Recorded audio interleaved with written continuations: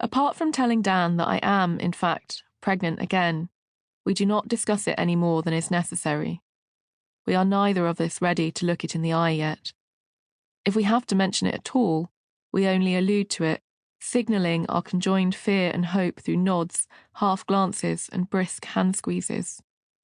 Any sentence about the pregnancy almost always begins, if. Never when. If this, then that. If that, then this. If. For the first week of the pregnancy, I do precisely nothing about it. When 7 days are up, I allow myself to take another test, a digital one, which will estimate how many weeks along I am. As has become something of a ritual, I send down a photo of the positive test stick. "Whose is it?" he replies. It wasn't really funny the first time, but there is something comforting about the recurring joke, a tiny fragment of us salvaged from before, when pregnancy still felt normal, easy, even fun. To be pregnant again after previous miscarriages is to live, very consciously, at the fork of two alternative lives. You try to think as little as possible about what's going on inside your body, while, of course, thinking about it all the time. Alive or dead, baby or miscarriage. In every possible scenario, you plan for the two outcomes. To a certain extent, you are forced to buy into both possibilities simultaneously. You cannot truly believe it will work out, but you have to proceed as though you are pregnant anyway, until a scan proves otherwise. Alive and dead. Schrödinger's fetus. You treat yourself as your own personal research study, a sample of one.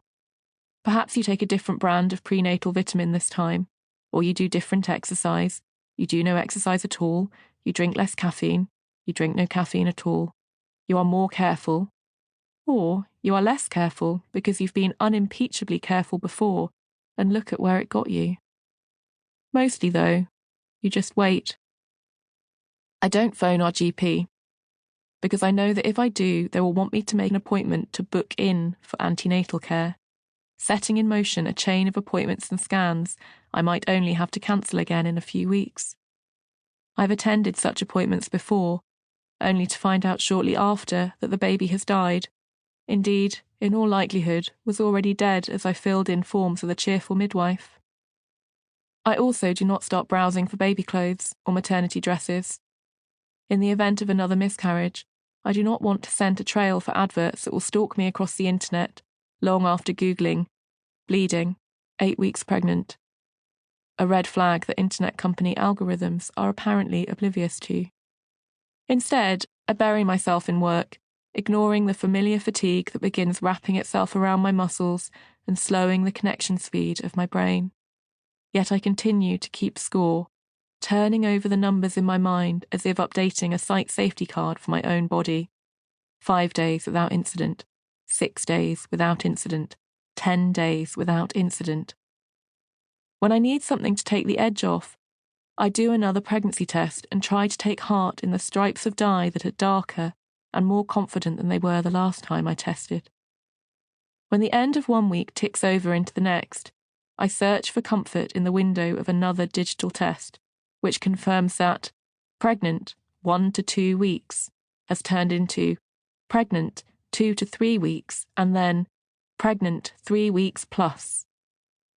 A knot of something akin to determination tightens each time, a feeling that a small hurdle has been cleared, although I also know these tiny achievements could still amount to nothing. The clenched holding pattern Dan and I now find ourselves in is so unlike the first time we found out we were expecting. And yet, the dates of this 5th pregnancy mirror that first one so closely, it's unnerving. I found out about both in mid-autumn, which means a July due date. Not that I look up the exact date this time using an online calculator. I don't need to. The maths is still imprinted. And this time, there will be no dates for the diary, no names, no using the word baby. In this way, what we are experiencing is a shadow pregnancy, the dark twin of our first. Back then, all I'd felt had been an uncomplicated joy.